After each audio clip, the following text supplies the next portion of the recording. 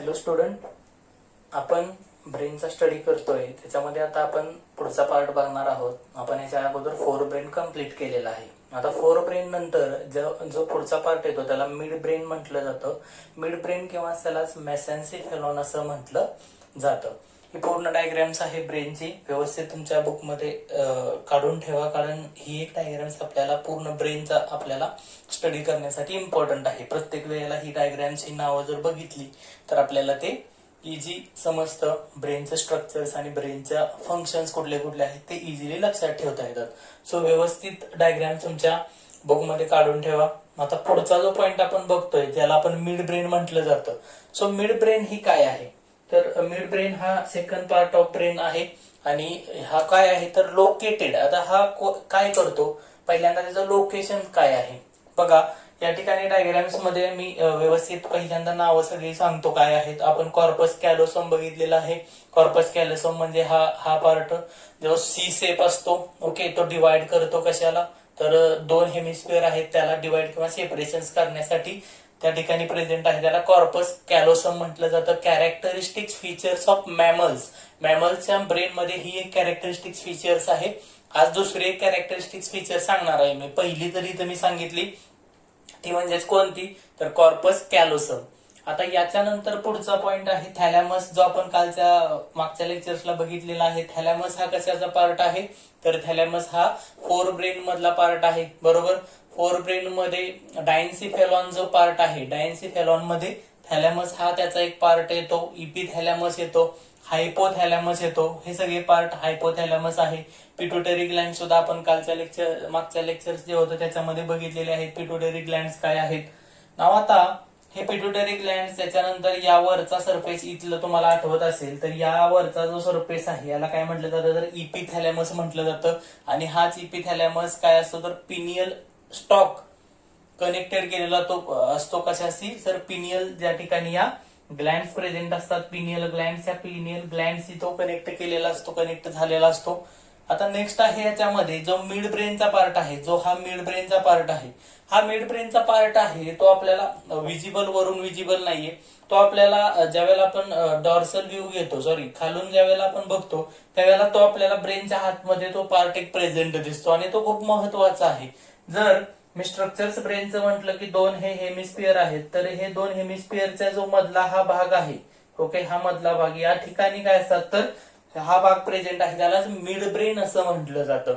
मग mid brain म्हणजेच काय, तर ते it consist of two part. महत्वाचं आहे एनसीईआरटीच्या लेवलला त्याच्यामध्ये दोन पार्ट येतात. त्यातला पहिला जो आहे त्याला टेक्टम म्हटलं जातं आणि दुसरा जो पार्ट आहे त्याला काय म्हटलं जातं, तर टेगमेंटम असं म्हटलं जातं. याचे फंक्शन्स, याचे कॅरेक्टरिस्टिक्स फीचर्स आपण बघूया. हा जो मिड ब्रेन आहे हा मिड ब्रेनचा पार्ट आहे. हा मिड ब्रेन नंतर या ठिकाणी पॉन्स आहे, मेडुला ऑब्लॉंगाटा आहे. हे पुढचं आपल्याला बघायचंच आहे. फक्त हे नाव लक्षात ठेवा की हे एकमेकाला कनेक्टेड आहे. नेक्स्ट आहे या ठिकाणी पिनियल ग्लँड्स आहेत, त्या पण आहेत. त्याच्यानंतर टेक्टमचा जो पार्ट मी हा इथं जो दाखवलेला आहे तोच या ठिकाणी इथं टेक्टमचा पार्ट आहे. ब्रेनचा हा मधला मिड ब्रेन आहे हा, ओके. त्याच्यानंतर सेरेब्रल ऍक्वाडक्ट आहे, सेरेबेलम मागचा जो हाइंड ब्रेन आहे त्याचा महत्वाचा पार्ट, आणि स्पायनल कॉर्ड ज्याला आपण म्हटलं जातं, ही स्पायनल कॉर्ड इथून काय झालेली असते तर या मेडुला ऑब्लॉंगाटा म्हणजेच काय फोर ब्रेन हाइंड ब्रेन आहे, ह्या हाइंड ब्रेन पासून ती बाहेर पडलेली असते. आता पहिला पॉइंट आहे मिड ब्रेनचा. मिड ब्रेन जो आपण हा बघतोय, हा मिड ब्रेन काय करतो तर it is the location between, हा located between the diencephalon and the pons व्हॅरुली. म्हणजेच काय, हा जो पॉन्स आहे हा पॉन्स व्हॅरुली आणि याचा आता हा मिड ब्रेन पार्ट आहे. म्हणजेच काय, हा मिड ब्रेन पार्ट आहे. तर या ठिकाणी काय आहे, it is located between the, हा डायन्सिफेलॉन म्हणजेच काय, तर इपिथॅलॅमस, थॅलॅमस आणि हायपोथॅलॅमस. म्हणजेच हा पार्ट आणि हा पॉन्स पार्ट, याचा मधला जो पार्ट आहे त्याला काय म्हटलं जातं, तर त्याला मिड ब्रेन असं म्हटलं जातं. मग इट कंटेन, आता याच्यामध्ये काय प्रेझेंट असतं तर इट कंटेन सेरेब्रल ऍक्वाडक्ट. याच्यामध्येच हा सेरेब्रल ऍक्वाडक्टचा सुद्धा पार्ट प्रेझेंट आपल्याला दिसतो. सेरेब्रल ऍक्वाडक्ट किंवा त्याला ऑर ईटर म्हटलं जातं. का मागच्या लेक्चरला आपण ईटर सुद्धा बघितलेला आहे, ओके.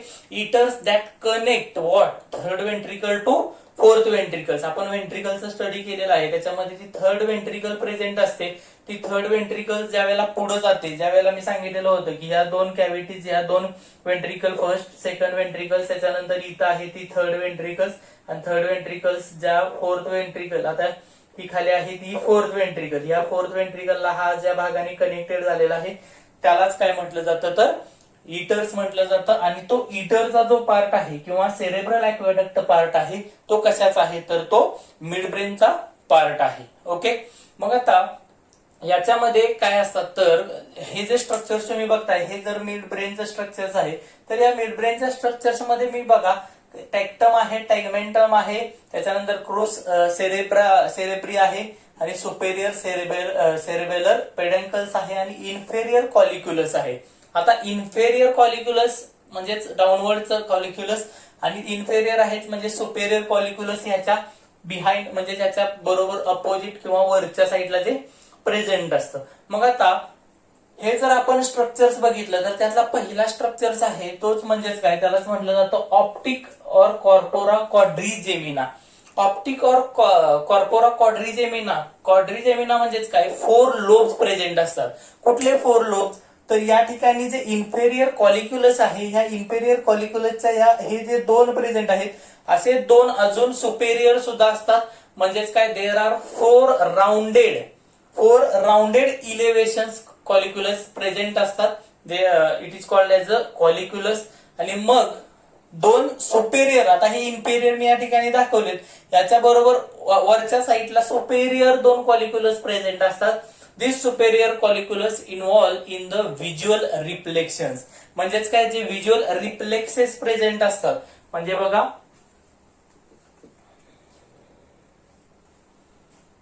इथं मी लिहितो सुपेरियर कॉलिक्युलस जे आहे, ओके, सुपेरियर कॉलिक्युलस आहे, this are the involve, okay, हे कशात असतात, this are the involve in what, they are involve in visual reflexes. हे कशामध्ये इन्व्हॉल्व असतात तर involve in the visual reflexes. आपल्या बॉडीची आपल्या ब्रेनशी रिलेटेड जे व्हिज्युअल रिफ्लेक्शन्स असतात हे रिफ्लेक्सेस सुपेरियर कॉलिक्युलस यामध्ये काय असतो तर इन्व्हॉल्व असतो. आणि मग याच ठिकाणी महत्वाचं काय आहे तर अदर 2 इन्फेरियर जे कॉलिक्युलस असतात, म्हणजेच आता इथं जे दिसत आहेत ते 2, आता हे सुपेरियर झाले, हे 2 लोब झाले, आणि इथं आणखी 2 असतात ते कुठले तर इन्फेरियर कॉलिक्युलस. हे इन्फेरियर कॉलिक्युलस असतात, this are the relay centre. हा काय आहे तर एक रिले सेंटर आहे. हा कशासाठी रिले सेंटर आहे, फॉर द ऑडिटिंग, म्हणजेच काय ऑडिटरी रिफ्लेक्सेस दॅट ऑपरेट. म्हणजेच कधी हा ऑपरेट होतो, रिले सेंटर काय आहे, कारण ज्या वेळेला आपण आपलं हेड आहे ते मूव्ह करतो एखाद्या साऊंडच्या दिशेनं, म्हणजेच काय आपल्या साईडला एखादा साऊंड आला, आवाज आला, तर आपण त्या आवाजाच्या दिशेने ज्या वेळेला आपली मान मूव्ह करतो, हे मूव्ह करत असताना या ठिकाणी जो रिले म्हणून काम करतो किंवा तो रिफ्लेक्सेस म्हणून काम करतो तो काय आहे तर इन्फेरियर कॉलिक्युलस आहे. सो महत्वाचा पॉइंट काय आहे, it is necessary to move. याचं महत्वाचं काय आहे तर it is necessary to move head move करण्यासाठी, move the head to the hear sound more distinctly. म्हणजेच काय, आपल्याला खूप अंतरावरचा आवाज येत असेल तरी आपण त्या ठिकाणी आपली मान उंच करून बघतो. हे कशामुळं तर हे आहे त्याच्यामध्ये इन्फेरियर कॉलिक्युलस आहे. हा इन्फेरियर कॉलिक्युलस ते फंक्शन्स आहे किंवा इन्फेरियर कॉलिक्युलस त्याच्यामध्ये काय तर इन्व्हॉल्व झालेला असतो. हे झाले काय बघितले आपण तर कॉर्पोरा क्वाड्रिजेमिना. 4 लोब्स आहे, सुपेरियर कॉलिक्युलस 2 आणि इन्फेरियर कॉलिक्युलस 2. हा involve in the visual reflections superior colliculus आणि inferior colliculus to move head at the sound direction. ज्या जिकडे साऊंड प्रेझेंट आहे तिकडे आपली हेड मूव्ह करणं हे काय आहे तर इन्फेरियर कॉलिक्युलसचं फंक्शन्स आहे. आता नेक्स्ट आहे याच्यामध्ये जो दुसरा आणखी पार्ट आहे ज्याला क्रूस सेरेब्री असं म्हटलं जातं. क्रूस सेरेब्री जो पार्ट आहे हा क्रूस सेरेब्रिस पार्ट ज्यालाच काय म्हटलं जातं तर सेरेब्रल पेडन्कल्स असं म्हटलं जातं. ओके, हा पण पॉइंट आपण बघूया.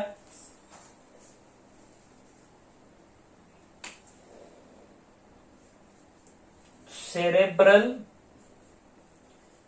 पेडन्कल्स. आता सेरेब्रल पिडेंकल्स इथं मी लिहिलेलं आहे, सुपेरियर सेरेब्रल पिडेंकल्स जे आहे या क्रूस सेरेब्रीच्या या भागामध्येच काय प्रेझेंट असतात, तर त्याला सेरेब्रल पिडेंकल्स म्हटलं जातं, हे प्रेझेंट असतं. आणि मग याच्यामध्ये काय असतात तर महत्वाचे आहेत ते म्हणजेच काय मिड ब्रेन्स मध्ये याच्यामध्ये सुद्धा इन्फेरियर सेरेब्रल पिडेंकल्स असतात आणि सुपेरियर सुद्धा प्रेझेंट असतात याच्यामध्ये. ओके.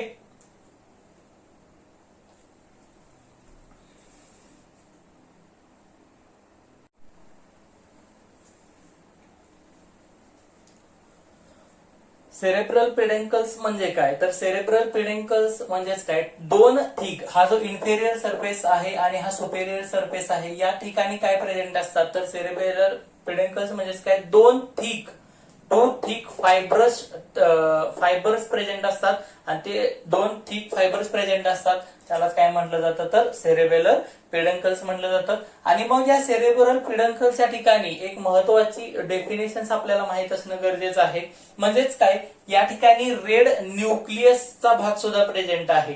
हा रेड न्यूक्लियस खूप महत्वाची कन्सेप्ट आहे. तर रेड न्यूक्लियस काय आहे बघा, रेड न्यूक्लियस नीटच्या दृष्टीनं, सीईटीच्या दृष्टीनं खूप महत्वाची कन्सेप्ट आहे. Near the centre of mid brain म्हणजेच काय, या मिड ब्रेनच्या सेंटरमध्ये, हा जर मिड ब्रेन बघितला तर या मिड ब्रेनच्या या सेंटरच्या भागामध्ये काय झालेलं असतं, अ मास ऑफ ग्रे मॅटर म्हणजेच काय, अ मास ऑफ ग्रे मॅटर. जो ग्रे मॅटर आहे हा काय झालेला असतो, तर mass of grey matter scattered in the white matter, scattered within the white matter म्हणजेच काय, हा काय झालेला असेल, स्कॅटर झालेला असेल विदिन व्हाईट मॅटर. म्हणजेच काय, जो ग्रे मॅटर आहे हा स्कॅटर्ड झालेला आहे. Okay, scattered within the white matter is called as a red nucleus. म्हणजेच काय, in the mid brain centre of the mid brain structure there is a gray matter scattered within the white matter is called red nucleus. मग red nucleus हा महत्वाचा का आहे, कारण red nucleus it's play important role. कारण आपल्याला आपण structures बघितले, ग्रे मॅटर आहे आणि व्हाईट मॅटर आहे. ग्रे मॅटरच्या स्ट्रक्चरच्या भागामध्ये काय प्रेझेंट असतात, न्यूरॉनचे, तर सायटॉन किंवा त्याला सेल बॉडी प्रेझेंट असते. आणि जो व्हाईट मॅटर प्रेझेंट आहे त्या व्हाईट मॅटर मध्ये काय प्रेझेंट असतात, तर एक्झॉन्स पार्ट प्रेझेंट असतात आणि एक्झॉन जो असतो त्याला मायलिनेटेड सीट प्रेझेंट असते. मग आता हा काय करतो, तर प्ले अन इम्पॉर्टंट रोल. हा जो रेड न्यूक्लियसचा भाग आहे जो या ठिकाणी मधल्या भागामध्ये प्रेझेंट असेल तो काय करेल, important role in controlling posture and muscle plus and tone. म्हणजेच काय, जे उभं राहण्याचे आपण स्टाईल आहे किंवा आपलं जे पोस्चर आहे, आपण वेगवेगळ्या पोस्चर मध्ये उभं राहतो त्यावेळेला आपल्या वेगवेगळ्या पोझिशन मध्ये जे आपण स्टँडिंग पोझिशन्सला असतो किंवा वेगवेगळे पोस्चर आपल्या बॉडीचे तयार होतात त्याच्यावरती कंट्रोल करण्याचं काम कोणाचं आहे, तर त्याच्यावरती कंट्रोल करण्याचं काम हे रेड न्यूक्लियसचं आहे. इट इज ऑल्सो, याच्यामध्ये काय असतं तर मॉडिफाईंग motor activities and motor coordination. आपल्या बॉडीशी रिलेटेड जे मोटर न्यूरॉन्स असतील त्या मोटर न्यूरॉन्सचं कोऑर्डिनेशन्स असतात हे रेड न्यूक्लियसच्या पार्ट मध्ये प्रेझेंट असतात. ओके, सो हे डायग्राम्स आहेत ती सुद्धा तुमच्या बुक मध्ये काढून ठेवा. आता दोन कन्सेप्ट आपण बघूया, ते म्हणजेच काय, तर मिड ब्रेनचा जर विचार केला एनसीईआरटीच्या दृष्टीनं, मिड ब्रेनचा जर विचार केला तर त्याच्यामध्ये दोन कन्सेप्ट खूप महत्वाचे आहेत. एक आहे तो टेक्टम आणि दुसरा आहे तो म्हणजेच काय, टेगमेंटम काय आहे. ओके,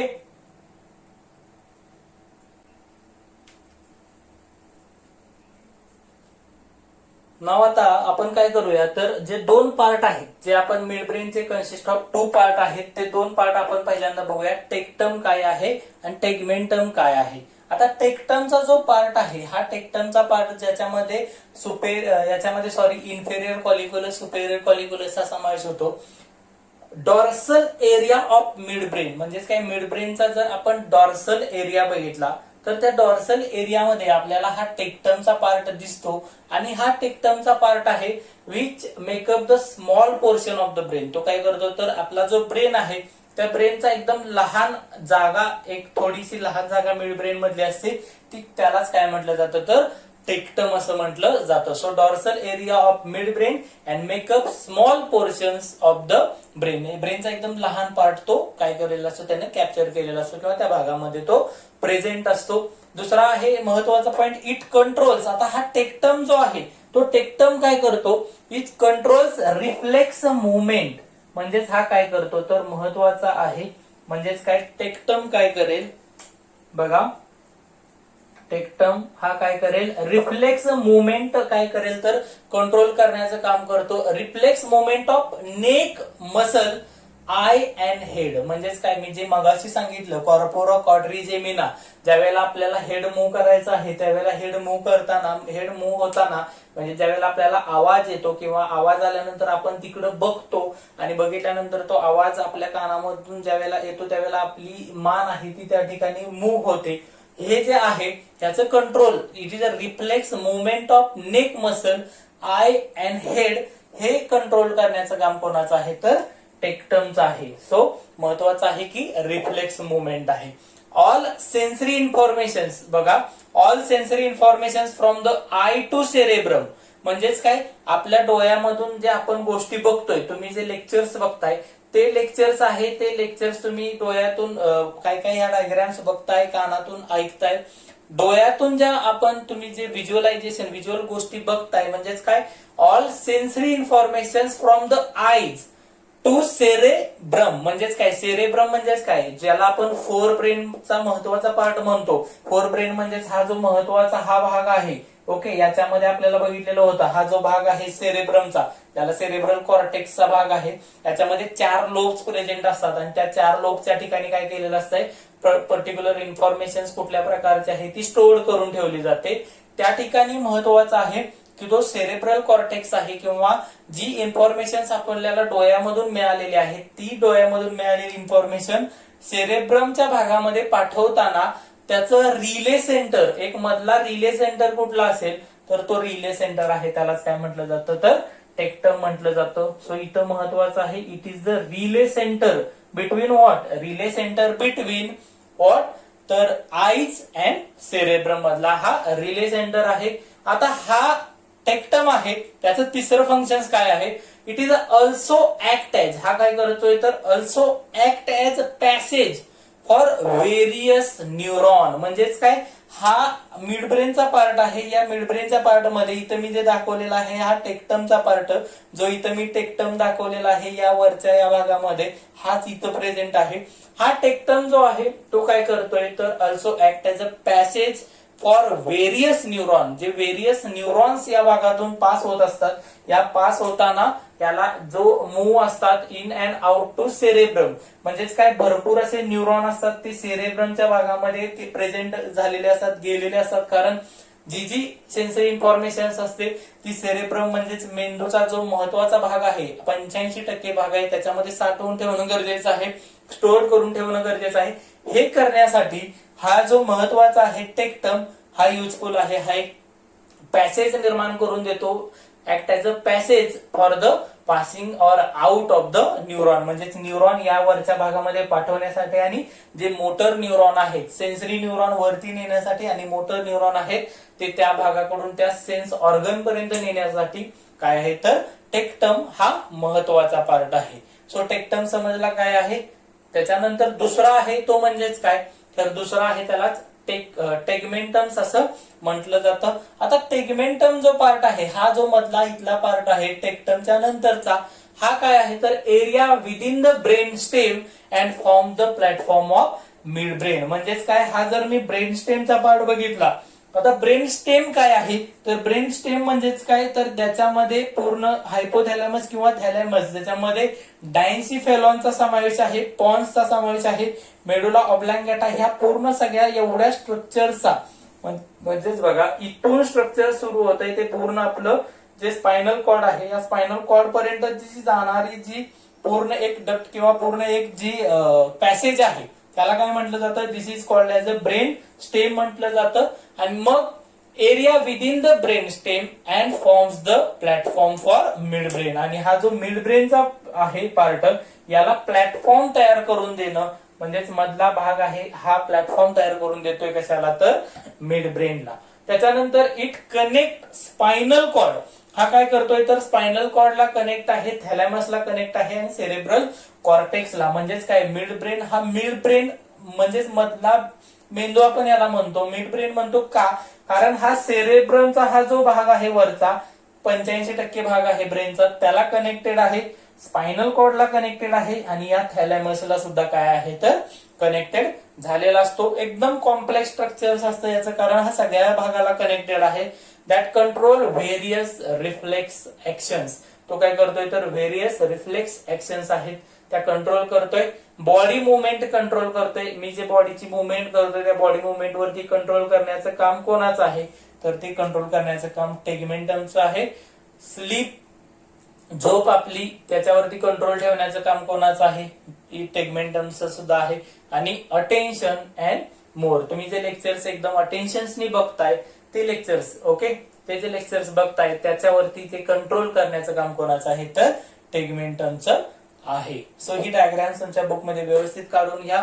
आपण काय बघितलं आजच्या लेक्चर्सला, मिड ब्रेन बघितलं. मिड ब्रेन मध्ये आपण महत्वाचं पहिल्यांदा बघितलं कॉर्पोरा क्वाड्रिजेमिना आहेत. कॉर्पोरा क्वाड्रिजेमिना म्हणजेच हा वरचा भाग, ज्या ठिकाणी मी टेक्टम लिहिलेला आहे. म्हणजेच काय आपण म्हणू शकतो, टेक्टमच्या भागामध्ये जे वरच्या भागामध्ये इन्फेरियर कॉलिक्युलस आणि सुपेरियर कॉलिक्युलस आहे याचा समावेश होतो. एकदम महत्वाचा पार्ट. टेक्टम म्हटलं किंवा कॉर्पोरा क्वाड्रिजेमिना म्हटलं की आवाजाच्या दिशेनं आपली मान वळणे, एवढं हे लक्षात ठेवलं की आपल्याला टेक्टम किंवा जे सुपेरियर किंवा इन्फेरियर कॉलिक्युलस आहे, ज्याला क्वाड्रिजेमिना म्हटलं जातं, कॉर्पोरा क्वाड्रिजेमिना म्हटलं जातं, हे लक्षात राहतं. आणि मग महत्वाचं आहे की टेगमेंटम काय आहे तर टेगमेंटम हा एक पॅसेज आहे, पॅसेज निर्माण करून देतोय. टेक्टम हा काय आहे तर टेक्टम हा पार्ट आहे या ठिकाणी जे न्यूरॉन्स आहेत ते ब्रेनकडे पाठवले जातात आणि ब्रेनच्या भागाकडून परत न्यूरॉन आहेत ते त्या सेन्स ऑर्गनकडे पाठवले जातात. आणखी आपण याच्यामध्ये महत्वाचं आहे ते बघितलेलं होतं, ते सर्वात महत्वाचे की इथल्या भागामध्ये रेड न्यूक्लियस प्रेझेंट असतो. म्हणजेच काय, ग्रे मॅटर, हा ग्रे मॅटर स्कॅटर्ड झालेला असतो व्हाईट मॅटर मध्ये, आणि ते रेड न्यूक्लियसचा पार्ट ज्याला म्हटलं जातं हा खूप महत्वाचा आहे, कारण हा कंट्रोल करत असतो आपल्या बॉडी मुवमेंट वरती सुद्धा. सो रेड न्यूक्लियस सुद्धा महत्वाचा आहे. सो या ठिकाणी मिड ब्रेनचा पार्ट आपला बघितलेला आहे. पण मिड ब्रेन म्हटलं की कॉर्पोरा क्वाड्रिजेमिना, क्रूस सेरेब्री आणि महत्वाचं आहे टेक्टम आणि टेगमेंटम, हे चार कन्सेप्ट आपल्याला माहित असणं गरजेचं आहे. याच्यानंतर आपण पुढचा जो पार्ट बघतोय आता ब्रेनचा जो शेवटचा आहे महत्वाचा पार्ट, त्यालाच काय म्हटलं जातं तर ब्रेनच्या स्टडीमध्ये, ज्याच्यामध्ये सेरेबेलमचा स्ट्रक्चर्स बघायचा आहे, पॉन्स आणि मेडुला ऑब्लॉंगेटा हा जो पार्ट आहे ज्याला हाइंड ब्रेन म्हटलं जातं, या हाइंड ब्रेनचा आपण आता स्टडी करूया. Okay, thank you.